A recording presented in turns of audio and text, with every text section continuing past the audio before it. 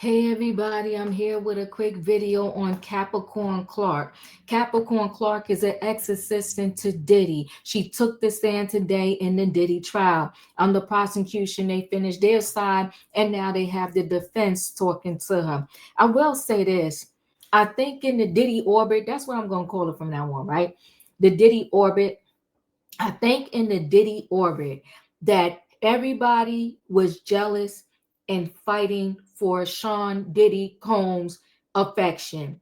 Okay, whether they was a worker, an assistant, the chef, the people cleaning the house, the landscaper, one of the artists, they all was fighting to be number one in Diddy's world. They can rewrite history all they want and tell the story in a different way. Um, Not saying people wasn't intimidated and scared. I'm not saying that at all. But what I am 10 toes down on is coming clear to me now. And I'm hoping before the end of this trial, I can give y'all my best estimate on how I think this jury is going to go. And it's just going to be a guess, a diva thought. It ain't going to be nobody's facts or nothing, but it's going to be a diva thought, a well thought out process here. But it's coming to me. It's coming to me. It's marinating in me. And I said to myself, everyone that got on that stand, including Cassie, they're testifying against Diddy, but it's not something they really want to do.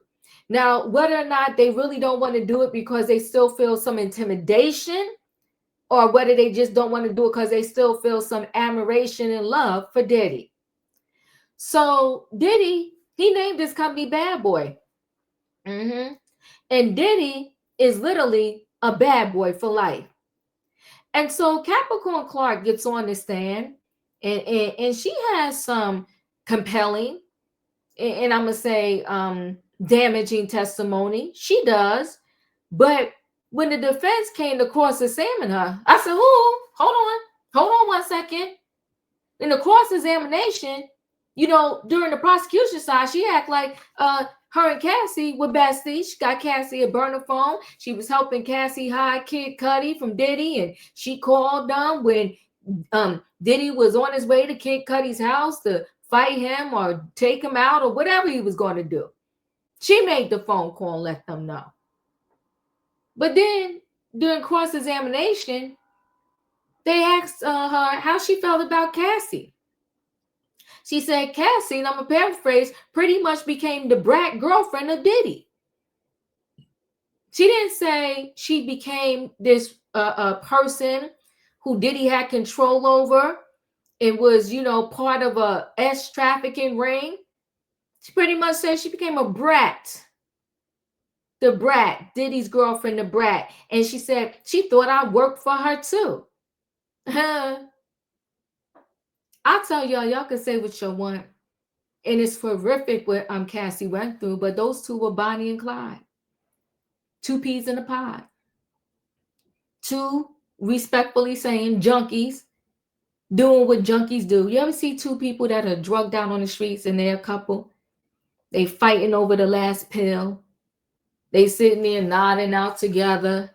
They doing the most. Because that's what they do. That's the behavior that they display. These two were Bonnie and Clyde. And at the end of the day, Capricorn Clark, one minute she want to tell how she's the savior. The next minute when she's asked a question about Cassie, she talking about Cassie the brat. Said Cassie didn't really have talent. She said when she think of talent, she think of Whitney Houston, Mariah Carey. If y'all want to know something interesting, you go back to my earlier videos when Cassie put out her lawsuit. So back in, what was that, December 2023? Y'all can go back and see the videos. I promise you this what Diva said, and the people want to stab me. I said that Cassie got a deal that off the back, it was unbelievable. And I said in said video that Whitney Houston, Mariah Carey, Michael Jackson, Prince, never off the rip, when they first was out the gate, got no 10 album deal. The people wanted to slap me. But what came out of Capricorn Clark's mouth? Cassie didn't really have talent. and that Cassie was nobody's Whitney Houston or Mariah Carey. So why am I focusing on that? So Capricorn Clark wanted to tell the prosecution, tell the story like her and Cassie was like this because she got Cassie a burner phone, trying to help Cassie out. But then 2 seconds later, you kicking Cassie back in when the defense asking you questions. Let me go ahead and share a screen so we can get more into this story.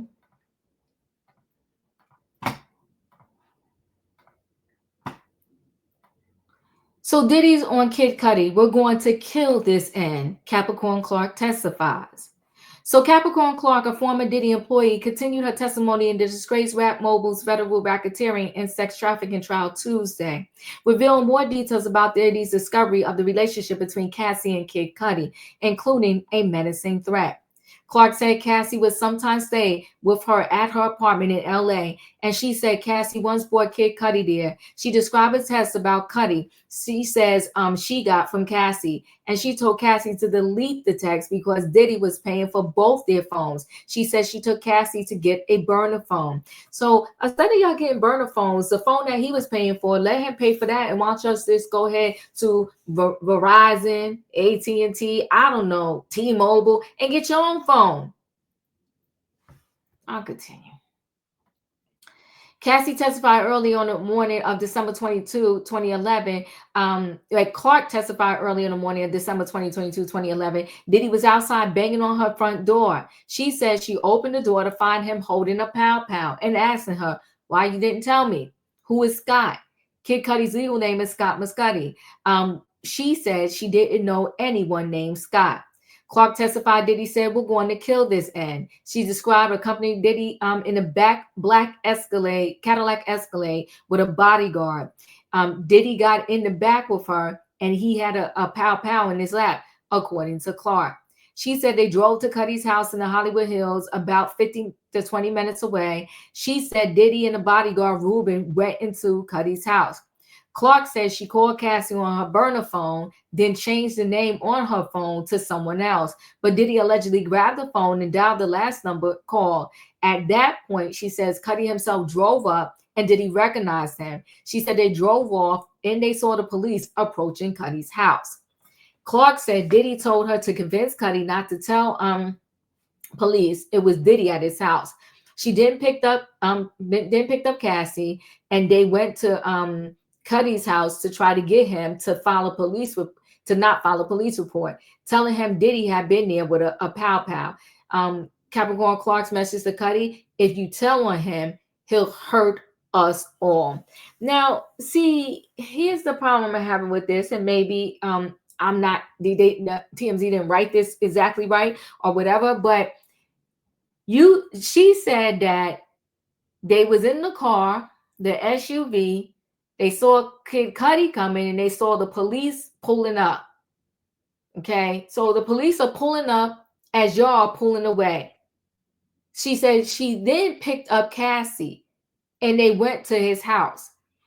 But by the time she would have got Cassie and went to his house, wouldn't the cops would have been already finished because the cops was pulling up as y'all was pulling off? Anyway, I mean, I guess sometimes I use my brain too much.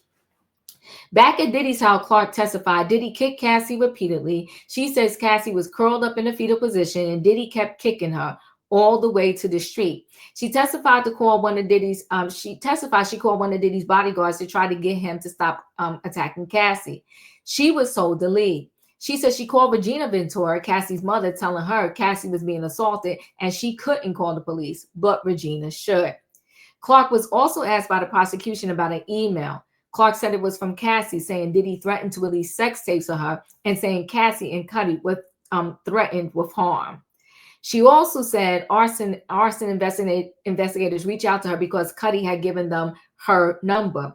Clark told the jury Diddy had threatened her about 50 times. She said she was fired in a termination letter for not properly asking for vacation she had taken. She said she lost all of her benefits, including health insurance and her retirement account, as well as her car. Well, listen, he actually had people with a retirement account. That's shocking. Anyway, listen, guys, I feel for her. Chat with me in the comments, and when I get opportunity, I will chat back. If you're not a subscriber, subscribe. Hit the notification bell so that every time I upload a video, you will be notified. If you are a subscriber, welcome back, everybody. Thanks for watching. Let me know your thoughts on what you heard about Capricorn Clark testimony thus far.